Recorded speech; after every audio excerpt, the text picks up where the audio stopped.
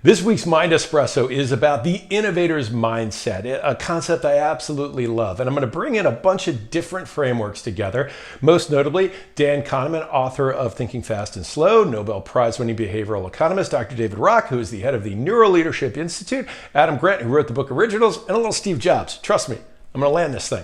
Well, let's first of all look at Thinking Fast and Slow. And I'm going to look at this 2x2 over here, again, combining frames for insight.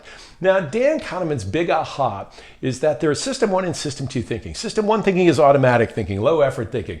First thing that comes to my mind, boop, and suddenly, because of a recency bias, right, which means the brain loves new ideas, we get all excited about it, we can't let go of it. Right? And he contrasts that with effortful thinking, or what he calls system two thinking, or systematic thinking, which is where we have that idea, but then we wash it through a framework to say, does this have the stuff that it needs to be a real idea that we can execute on, and that ultimately, if we execute on it, will it meet the market reality? Can we make that call on it? And so system one thinking down here, system two thinking is up here. Now I want to bring in Dr. David Rock, the head of the Neuroleadership Institute, who has done so much work on threat and reward states. So fear, threat state over here, reward state on this side. Here's the problem. When you're in a threat state, your brain narrows. You don't think expansively. Your prefrontal cortex doesn't work as much. Your amygdala is all fired up. You are more backward looking and you don't want to move forward. Why? Because you're in threat state. We just want to keep things as they are. And so when you're operating in a threat state, you are by definition not in an innovator's state. It's really hard to innovate. You talk to someone who's in threat state a lot, they're like, yeah, I'm just really not an innovator. I'm like, okay, well, maybe that's a mindset issue, right? Because when you move to reward state, and slight reward state he found is the most optimal state for consistent working in an innovation environment. When you're in a reward state, you think expansively. You connect dots, which Steve Jobs, by the way, said was the definition of intelligence, right? Highly intelligent people connect dots that other people can't see. But you need a lot of dots too, and so you need to not be in threat state if you're going to collect dots. And to connect them, you can't be in threat state. You got to be in reward state. So you are forward-looking, you think collectively, you're more about the bigger good than if you're in a threat or a fear state. Now combine these into a 2x2, and we're going to start down the lower left-hand side here.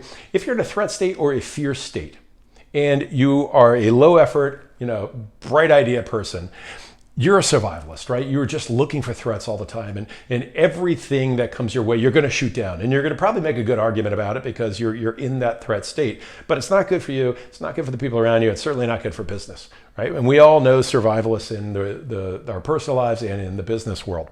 Now let's bump this up. Let's say you're in a fear state, but you do have system two thinking. You're an analyzer. Right?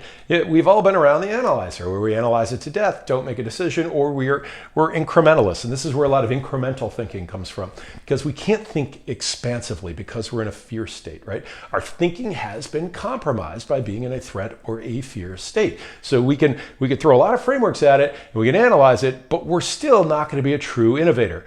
But let's flip it to the other side. So people think the opposite of an analyzer is, I got to be the bright idea person, what I call the shiny penners.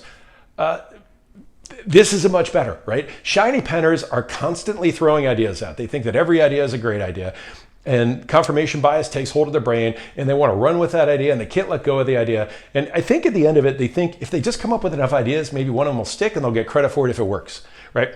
But the reality is a great idea, if it's going to be innovation, has to be followed by execution. And if you execute on it, it has to meet a market reality, right?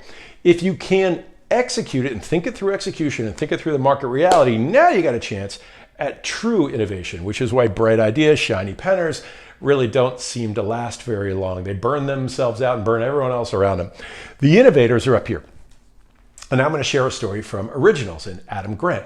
Adam Grant had the opportunity to invest in Warby Parker, which we all know has been a very big success when he was at Wharton. His students came in with the idea, and he said, bad idea, right? They hadn't thought it through. He thought they were shiny penners.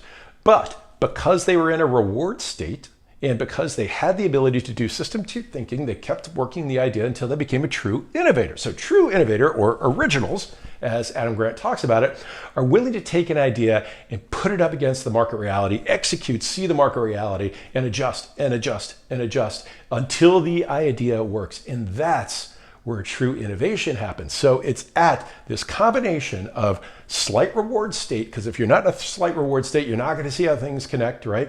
You're not going to think expansively. You're not going to think forwardly. And in a system 2 mode where you've got high effort thinking and constantly putting it up against the reality of what you see, and some perseverance added in, and that's where you get true innovation. So high effort, persistent thinking in a reward state. And that is this week's Mind Espresso.